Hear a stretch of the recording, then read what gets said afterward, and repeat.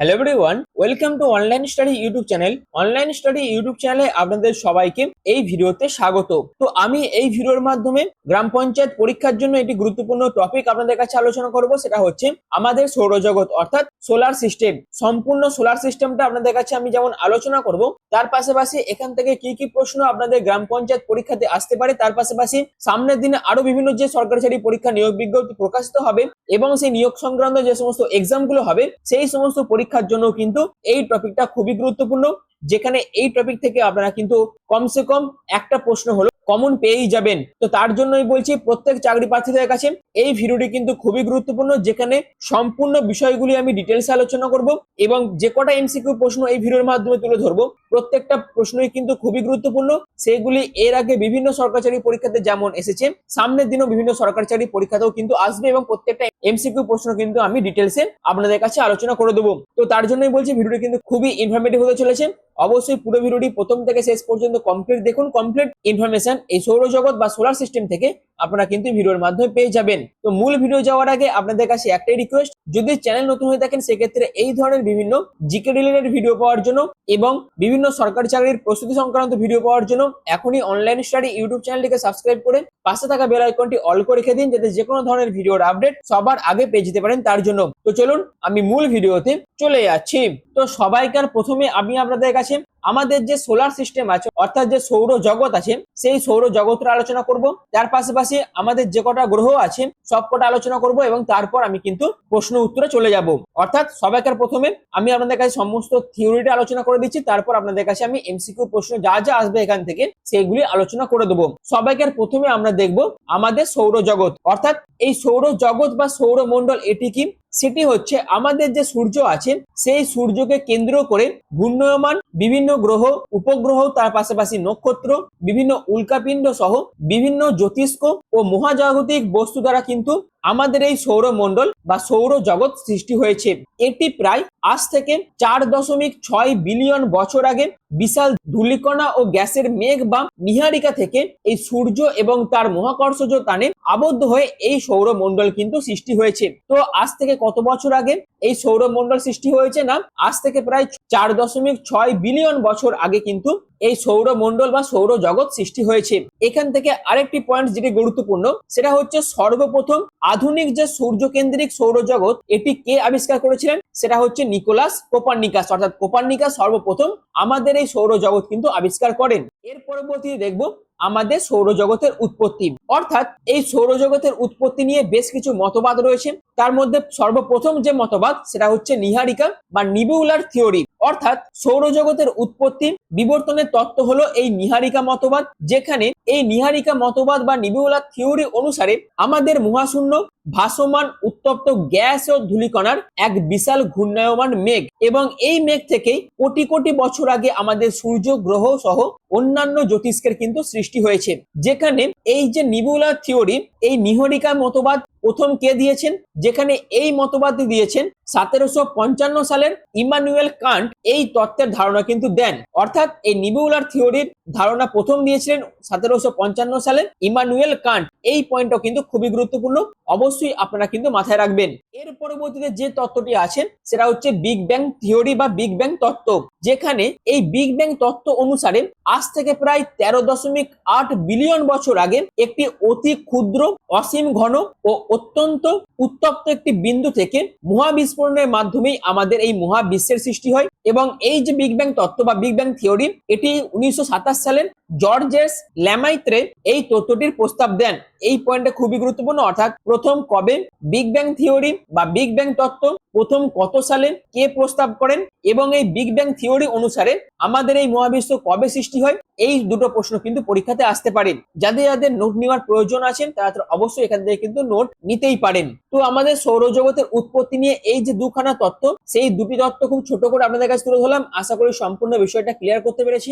এর পরবর্তী দেখব গ্রহ পরিচিতি। অর্থাৎ আমাদের সৌরমণ্ডলে সূর্যকে কেন্দ্র করে যে 8টি ঘূর্ণায়মান গ্রহ রয়েছে তার মধ্যে কারা কারা রয়েছে? বুধ, শুক্র, পৃথিবী, মঙ্গল, বৃহস্পতি, শনি, ইউরেনাস, নেপচুন। এই যে 8খানা গ্রহ সূর্যকে প্রদক্ষিণ করছে, এবার আমরা এই 8খানা গ্রহ সম্পর্কে জেনে নেব। যেখানে সবাইকার প্রথমে জানবো সূর্য সম্পর্কে। অর্থাৎ আমাদের সৌরজগতের একদম কেন্দ্রে অবস্থিত রয়েছে একটি বিশাল উত্তপ্ত নক্ষত্র যার নাম হচ্ছে সূর্য, এবং এই সূর্যই হচ্ছে পৃথিবীর সব থেকে কাছের একটি নক্ষত্র। যেখানে সূর্যের মধ্যে প্রধান উপাদানগুলি কি কি? যেখানে সূর্যের মধ্যে সব থেকে বেশি হাইড্রোজেন আছে 73% এবং হিলিয়াম আছে 25%। দুটো পয়েন্টস কিন্তু খুবই গুরুত্বপূর্ণ, অবশ্যই মাথায় রাখবেন। এছাড়াও সূর্য প্রায় 27 দিনে নিজের অক্ষের চারদিকে একবার আবর্তন করে। এছাড়াও সূর্যের অভ্যন্তরীণ অঞ্চলের বাইরে মোট 3খানা স্তর আছে, সেটা হচ্ছে ফটোস্ফিয়ার, ক্রোমোস্ফিয়ার এবং করোনা। অর্থাৎ সূর্যের সব থেকে বাইরের স্তরটাকে বলা হচ্ছে করোনা, তারপর ক্রোমোস্ফিয়ার এবং ফটোস্ফিয়ার, এরকম করে কিন্তু সূর্যের অভ্যন্তরে বেশ কিছু স্তর কিন্তু রয়েছে। এবং এই সূর্যের সব থেকে কাছের নক্ষত্র কি? সেটা হচ্ছে প্রক্সিমা সেঞ্চুরি। তো এই কটা পয়েন্টস সূর্য থেকে কিন্তু খুবই গুরুত্বপূর্ণ, যদি আপনারা মাথায় রাখতে পারেন সেক্ষেত্রে এখান থেকে যে কোনো প্রশ্ন আপনারা কিন্তু পরীক্ষাতে কমন পেয়েই যাবেন। এর পরবর্তী দেখব সৌরজগতের এবং সূর্যের সব থেকে কাছের গ্রহ, সেটা হচ্ছে বুধ অর্থাৎ মার্কারি। যেখানে সৌরজগতের ক্ষুদ্রতম ও সূর্যের সবচেয়ে কাছের গ্রহ হচ্ছে বুধ, এবং এটি সৌরজগতের সব থেকে দ্রুততম গ্রহ। এবং এই বুধের রং কি প্রকৃতি? সেটা হচ্ছে ধূসর রঙের গ্রহ হচ্ছে এই বুধ, যেখানে মাত্র 44 দিনে সে নিজেকে একবার প্রদক্ষিণ করে এবং এর আবর্তনের সময়কাল হচ্ছে প্রায় 59 দিন। এছাড়াও সূর্য থেকে বুধের দূরত্ব কত? সেটা হচ্ছে 5,40,00,000 কিলোমিটার। এছাড়াও আরেকটা পয়েন্টস মাথায় রাখতে হবে, এই বুধ গ্রহের কিন্তু কোন রকম কোনো উপগ্রহ নেই।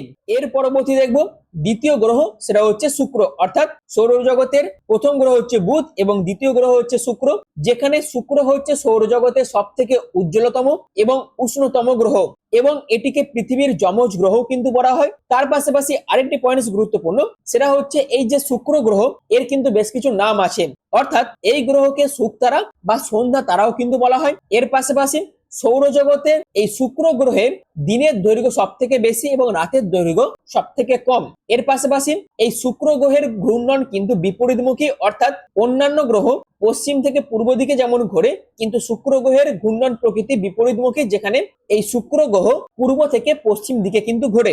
এছাড়াও এই শুক্র গ্রহের আবর্তন কাল হচ্ছে 243 দিন এবং পরিক্রমণের সময় হচ্ছে 225 দিন। এছাড়াও সূর্য থেকে এই শুক্র গ্রহের দূরত্ব হচ্ছে 10,42,00,000 কিলোমিটার। এরও কিন্তু বুধের মতন কোন রকম কোনো উপগ্রহ নেই। নেক্সট হচ্ছে আমাদের গ্রহ পৃথিবী, অর্থাৎ 3 নম্বর গ্রহ হচ্ছে পৃথিবী, যেখানে আমাদের সৌরমণ্ডল, যার মধ্যে একমাত্র যেখানে প্রাণের অস্তিত্ব রয়েছে সেটা হচ্ছে আমাদের পৃথিবীতেই একমাত্র প্রাণের অস্তিত্ব রয়েছে। যেখানে মহাকাশ থেকে এই পৃথিবীকে নীল রঙের দেখাই বলে এই গ্রহকে নীল গ্রহ কিন্তু বলা হয়ে থাকে।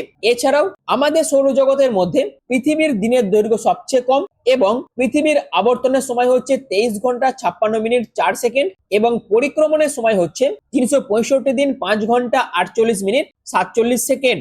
এছাড়াও পৃথিবী থেকে সূর্যের দূরত্ব হচ্ছে 15 কোটি কিলোমিটার এবং সূর্য থেকে পৃথিবীতে আলো পৌঁছাতে সময় লাগে প্রায় 500 সেকেন্ড বা 8 মিনিট 20 সেকেন্ড। আর একটা পয়েন্টস মাথায় রাখতে হবে, সেটা হচ্ছে পৃথিবীর একমাত্র উপগ্রহ হচ্ছে চাঁদ। এর পরবর্তীতে 4 নম্বর গ্রহ হচ্ছে মঙ্গল।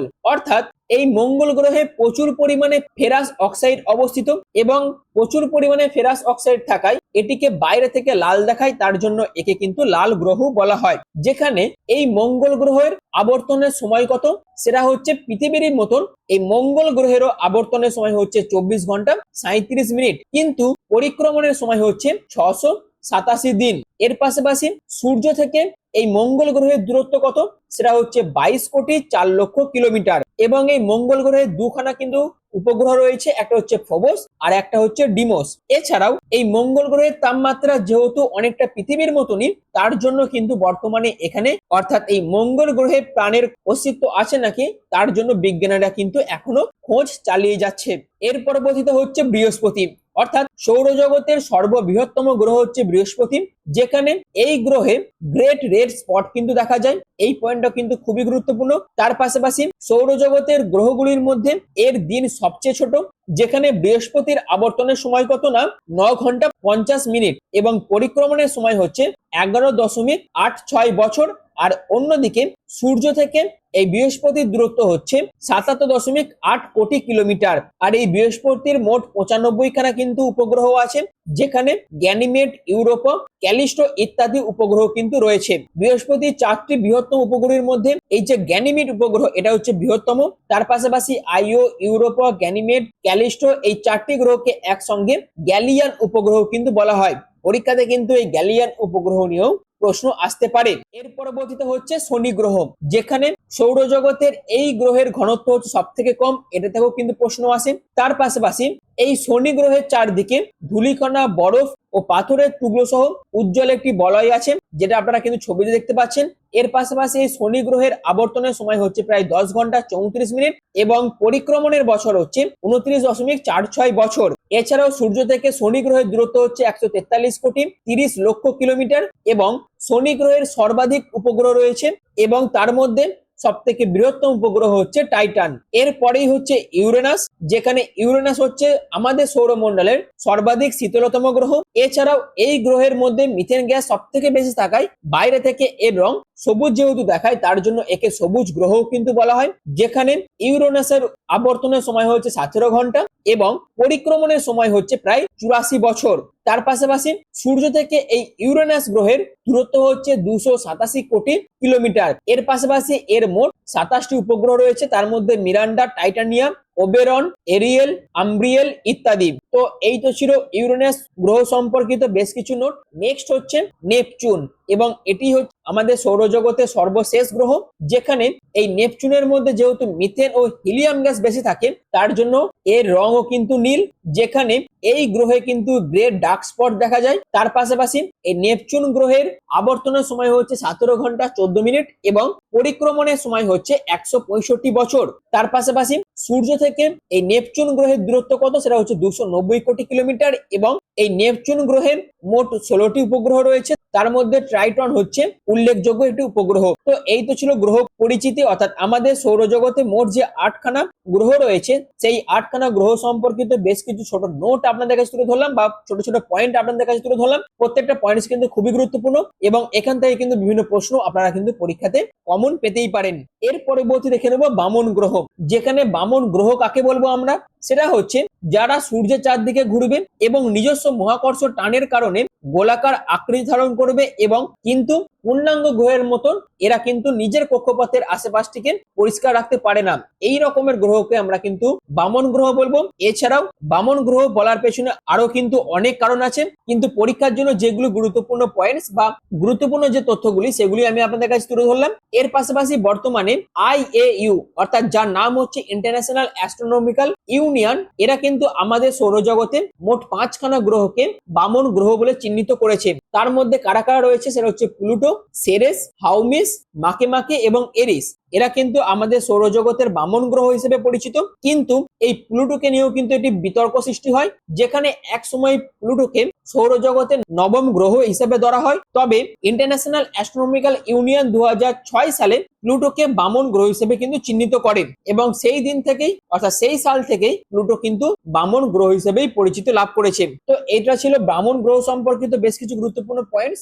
এর পরবর্তী দেখে নেব কৃষ্ণ গহ্বর বা ব্ল্যাক হোল। এটা নিয়ে কিন্তু অনেকেরই একটি প্রশ্ন আছে যে কৃষ্ণ গহ্বর বা ব্ল্যাক হোল কি। তো কৃষ্ণ গহ্বর বা ব্ল্যাক হোল হলো মহাকাশের এমন এক অঞ্চল যেখানে মাধ্যাকর্ষণ শক্তি এতটাই শক্তিশালী, সেখানে আলো সহ কোনো কিছুই এর আকর্ষণ থেকে বেরোতে পারে না এবং এটি অতি উচ্চ ঘনত্বের কারণে এটি একটি গভীর গর্ত সৃষ্টি করে। সেখানে কোনো আলো প্রতিফলিত না হওয়ায় এটি সম্পূর্ণ অন্ধকার বা অদৃশ্য থাকে এবং যেহেতু এর সেন্টারটা সম্পূর্ণ ব্ল্যাক থাকে, তার জন্য একে ব্ল্যাক হোল বা কৃষ্ণ গহ্বর বলা হয়। তো 1783 সালে বিজ্ঞানী জন মিশেল প্রথম মহাবিশ্বে কৃষ্ণ গহ্বর বা ব্ল্যাক হোলের ধারণা দেন এবং পরবর্তীতে 1796 সালে বিজ্ঞানী পিয়েরে সাইমন ল্যাপ্লেসও একই মত প্রকাশ করেন এবং তিনি কিন্তু একই ধারণা দেন এবং তার ঠিক বহু বছর পর 1967 সালে বিজ্ঞানী জন হুইলার সর্বপ্রথম ব্ল্যাক হোল শব্দটি কিন্তু আবিষ্কার করেন। তো এই পয়েন্টস গুলো কিন্তু খুবই গুরুত্বপূর্ণ, অবশ্যই মাথায় রাখবেন, এখান থেকেও কিন্তু প্রশ্ন হতেই পারে। তো এই তো ছিল আমাদের সৌরজগৎ সম্পর্কিত গুরুত্বপূর্ণ বেশ কিছু টপিক, যেগুলো আমি আপনাদের আপনাদের কাছে খুব ছোট করে তুলে ধরলাম। আশা করি বিষয়টা আপনাদের কাছে আমি ক্লিয়ার করতে পেরেছি। এবার চলুন এই সম্পর্কিত যাবতীয় গুরুত্বপূর্ণ প্রশ্ন উত্তর যেগুলি পরীক্ষাতে আসতে পারে সেইগুলি এবার আপনাদের কাছে আমি তুলে ধরছি। তো সবাইকার প্রথমে যে প্রশ্নটা আছে সেটা হচ্ছে বিগ ব্যাং থিওরিটি প্রথম কে দিয়েছিলেন? উত্তরটি অবশ্যই কমেন্ট সেকশনে মেনশন করতে পারেন। এবং এই বিগ ব্যাং থিওরি সম্পর্কে আমি কিন্তু আগেই বিস্তারিত আলোচনা করেছি। তো বিগ ব্যাং থিওরি প্রথম কে দিয়েছিলেন? সঠিক উত্তর হচ্ছে জর্জ ল্যামাত্রে। নেক্সট হচ্ছে নিবিউলার থিওরি প্রথম কে দিয়েছিলেন? তো নীহারিকা মতবাদ বা নিবিউলার থিওরি প্রথম দিয়েছিলেন ইমানুয়েল কান্ট। তো সঠিক উত্তর হচ্ছে অপশন এ। নেক্সট প্রশ্ন হলো নিম্নলিখিতর মধ্যে কোনটি বামন গ্রহের উদাহরণ নয়? তো বামন গ্রহ সম্পর্কে কিন্তু আমি বিস্তারিত আলোচনা করেছি। উত্তরটি পারলে অবশ্যই কমেন্ট সেকশনে মেনশন করবেন। তো নিম্নলিখিতের মধ্যে কোনটি বামন গ্রহের উদাহরণ নয়? তো সঠিক উত্তর হচ্ছে অপশন এ ফোবস। এছাড়াও এই যে ফোবস এটি কার উপগ্রহ? এটি হচ্ছে মঙ্গল গ্রহের উপগ্রহ। এবং বামন গ্রহ হচ্ছে প্লুটো, এরিস, মাকে। নেক্সট হচ্ছে কোন গ্রহের ঘনত্ব সবচেয়ে কম? আমি কিন্তু ডিটেলস আলোচনা করেছি। অর্থাৎ নিচে দেওয়া অপশনগুলির মধ্যে কোন গ্রহের ঘনত্ব সবচেয়ে কম? সঠিক উত্তর হচ্ছে অপশন বি, শনি গ্রহের ঘনত্ব হচ্ছে সবচেয়ে কম। পরবর্তী প্রশ্ন হলো সৌরজগতের উজ্জ্বলতম গ্রহ কোনটি? ভেরি ইম্পর্টেন্ট একটি প্রশ্ন। সঠিক উত্তর হচ্ছে শুক্র। অর্থাৎ সৌরজগতের উজ্জ্বলতম গ্রহ হলো শুক্র। এছাড়াও এই শুক্রকে শুকতারা বা সন্ধ্যা তারাও কিন্তু বলা হয়। নেক্সট হচ্ছে সৌরজগতের ক্ষুদ্রতম গ্রহ কোনটি? তো সৌরজগতের ক্ষুদ্রতম গ্রহ হচ্ছে অপশন এ বুধ। এছাড়াও এই বুধ কিন্তু সূর্যের সব থেকে কাছের গ্রহ। নেক্সট হচ্ছে সূর্যকে সবচেয়ে কম সময়ে প্রদক্ষিণ করে কোন গ্রহ? তো সঠিক উত্তর হচ্ছে অপশন সি বুধ। অর্থাৎ সূর্যকে সবচেয়ে কম সময়ে প্রদক্ষিণ করেন বুধ গ্রহ, যেখানে বুধ সূর্যকে মাত্র 59 দিনে প্রদক্ষিণ করে। এরপরের প্রশ্ন হলো সৌরজগতের কোন দুটি গ্রহ বিপরীতমুখী ঘূর্ণন অর্থাৎ পূর্ব থেকে পশ্চিমে ঘোরে? সঠিক উত্তর হচ্ছে অপশন এ শুক্র ও ইউরেনাস। এই দুটি গ্রহ কিন্তু বিপরীতমুখী ঘূর্ণন অর্থাৎ সূর্যকে পূর্ব থেকে পশ্চিমে প্রদক্ষিণ করে। নেক্সট হচ্ছে সৌরজগতের নীল গ্রহ কাকে বলা হয়? সঠিক উত্তর হচ্ছে অপশন সি সৌরজগতের নীল গ্রহ বলা হয় পৃথিবীকে। এর পরের প্রশ্ন হচ্ছে কোন গ্রহকে a planet on its side বলা হয়? তো সঠিক উত্তর হচ্ছে অপশন সি ইউরেনাস। অর্থাৎ প্ল্যানেট অন ইটস সাইড বলা হয় ইউরেনাস গ্রহকে। এর পরের প্রশ্ন হচ্ছে সূর্যের সবচেয়ে কাছের নক্ষত্র কোনটি? সঠিক উত্তর হচ্ছে অপশন সি প্রক্সিমা সেঞ্চুরি হচ্ছে সূর্যের সব থেকে কাছের নক্ষত্র। এরপরের প্রশ্ন হলো সৌরজগতের কোন গ্রহের উপগ্রহ সব থেকে বেশি? অর্থাৎ এই যে অপশনগুলি দিয়ে দেওয়া আছে এই অপশনগুলির মধ্যে কোন গ্রহের উপগ্রহ সব থেকে বেশি? সঠিক উত্তর হচ্ছে অপশন বি বৃহস্পতি। এরপরের প্রশ্ন হচ্ছে সৌরজগতের শীতলতম গ্রহ কোনটি? সঠিক উত্তর হচ্ছে অপশন বি ইউরেনাস হচ্ছে সৌরজগতের সব থেকে শীতলতম গ্রহ। এরপরের প্রশ্ন হচ্ছে সূর্যের সবচেয়ে বাইরের স্তরকে কি বলা হয়? তো সূর্যের সবচেয়ে বাইরের স্তরকে বলা হয় অপশন এ করোনা। নেক্সট হচ্ছে মহাবিশ্বে কৃষ্ণগহ্বর বা ব্ল্যাক হোলের ধারণা প্রথম কে দিয়েছেন? তো মহাবিশ্বে কৃষ্ণগহ্বর বা ব্ল্যাক হোলের ধারণা প্রথম দিয়েছিলেন অপশন বি জন মিশেল। এরপরে প্রশ্ন হচ্ছে গ্রেট রেড স্পট কোন গ্রহে দেখা যায়? তো গ্রেট রেড স্পট দেখা যায় অপশন এ বৃহস্পতি গ্রহে। নেক্সট হচ্ছে সৌরজগতের বৃহত্তম বামন গ্রহ কোনটি? সঠিক উত্তর হচ্ছে অপশন ডি প্লুটো। আমি আগেই আলোচনা করে দিয়েছি বিষয়টা। নেক্সট হচ্ছে হ্যালির ধূমকেতু কত বছর অন্তর দেখা যায়? ভেরি ইম্পর্টেন্ট প্রশ্ন। সঠিক উত্তর হচ্ছে অপশন ডি 76 বছর অন্তর কিন্তু হ্যালির ধূমকেতু দেখা যায়। এরপরের প্রশ্ন হচ্ছে সৌরজগতের সবচেয়ে দ্রুতগামী গ্রহ কোনটি? সঠিক উত্তর হচ্ছে অপশন সি বুধ। অর্থাৎ সৌরজগতের সবচেয়ে দ্রুতগামী গ্রহ হচ্ছে বুধ। নেক্সট হলো গ্রেট ডার্ক স্পট কোন গ্রহে দেখা যায়? সঠিক উত্তর হচ্ছে অপশন সি নেপচুন। অর্থাৎ গ্রেট ডার্ক স্পট দেখা যায় নেপচুন গ্রহে। এর পরের প্রশ্ন হচ্ছে সৌরজগৎ কে আবিষ্কার করেছিলেন? সঠিক উত্তর হচ্ছে অপশন এ নিকোলাস কোপারনিকাস কিন্তু সৌরজগৎ প্রথম আবিষ্কার করেন। নেক্সট হচ্ছে কোন গ্রহকে শুকতারা বা সন্ধ্যা তারা বলা হয়? সঠিক উত্তর হচ্ছে অপশন এ শুক্র গ্রহকে শুকতারা বা সন্ধ্যা তারা বলা হয়। এরপরের প্রশ্ন হলো নিম্নের কোনটি সৌরজগতের গ্যাসীয় গ্রহ বা জ্যাবিয়ান গ্রহ নয়? সঠিক উত্তর হচ্ছে অপশন সি বুধ। অর্থাৎ বুধ হচ্ছে একটি সলিড গ্রহ। এটি কিন্তু গ্যাসীয় গ্রহ বা জোভিয়ান গ্রহ নয়। জোভিয়ান গ্রহ কাকে বলবো? যে সমস্ত গ্রহগুলির মধ্যে গ্যাসীয় পদার্থ সব থেকে বেশি পরিমাণে থাকে সেইগুলিকে জোভিয়ান গ্রহ বা গ্যাসীয় গ্রহ বলা হয়। অর্থাৎ ইউরেনাস, নেপচুন এবং শনির মধ্যে যেহেতু প্রচুর পরিমাণে গ্যাসীয় পদার্থ রয়েছে তার জন্য এই গ্রহগুলি গ্যাসীয় গ্রহ বা জোভিয়ান গ্রহ নামে পরিচিত। এর পরবর্তী প্রশ্ন হচ্ছে, সৌরজগতের কোন কোন গ্রহের কোনো উপগ্রহ নেই? সঠিক উত্তর হচ্ছে অপশন বি, বুধ ও শুক্র এই দুটি গ্রহে কোন রকম কোনো উপগ্রহ কিন্তু নেই। নেক্সট হলো, সৌরজগতের বৃহত্তম উপগ্রহ কোনটি? সঠিক উত্তর হচ্ছে অপশন এ, গ্যানিমিড হচ্ছে সৌরজগতের বৃহত্তম উপগ্রহ। তো এই তো ছিল সৌরজগৎ সম্পর্কিত বেশ কিছু গুরুত্বপূর্ণ প্রশ্ন উত্তর এবং বেশ কিছু থিওরি, যেগুলো যদি আপনারা মনে রাখতে পারেন সেক্ষেত্রে সৌরজগৎ থেকে আমাদের পঞ্চায়েত এক্সামে যাবতীয় যা যা প্রশ্ন আসবে সবকিছু আপনারা কিন্তু কমন পেয়ে যাবেন। এর বাইরে প্রশ্ন আসা কিন্তু খুবই মুশকিল। অর্থাৎ সৌরজগৎ টপিকটা কিন্তু এখানেই আপনাদের কাছে কমপ্লিট হয়ে যাচ্ছে, কিন্তু তা সত্ত্বেও সামনের দিনে আমি আরো বেশ কিছু ইনফরমেটিভ প্রশ্ন এই সৌরজগৎ সম্পর্কিত এই সৌরজগৎ টপিক থেকে তুলে ধরবো। অর্থাৎ সৌরজগৎ যে টপিকটা আছে সেটা আমি দুখানা পার্টে কমপ্লিট করব, যেখানে ফার্স্ট পার্টে ম্যাক্সিমাম 90% আমি কভার করে দিয়েছি, তার পাশাপাশি সেকেন্ড পার্টে আমি আরো 10% কভার করে দেবো, যাতে পঞ্চায়েত পরীক্ষা থেকে শুরু করে সামনের আরো বিভিন্ন গুরুত্বপূর্ণ সরকারি চাকরি পরীক্ষাতে যে কোনো প্রশ্ন আপনারা যাতে কমন পেয়ে যান তার জন্য এই টপিকটা আপনাদের কাছে আমি সম্পূর্ণরূপে কমপ্লিট করব। তার জন্য অবশ্যই এই ধরনের বিভিন্ন জিকে রিলেটেড ভিডিও পাওয়ার জন্য এখনই চ্যানেলটিকে সাবস্ক্রাইব করে পাশে থাকা বেল আইকনটি অল করে রেখে দিন, যাতে যে কোনো ধরনের ভিডিওর আপডেট সবার আগে পেয়ে যেতে পারেন তার জন্য। আর ভিডিওটি এখনের মতন এইটুকুই। পুরো ভিডিওটি প্রথম থেকে শেষ পর্যন্ত দেখার জন্য আপনাদের প্রত্যেককে অসংখ্য ধন্যবাদ।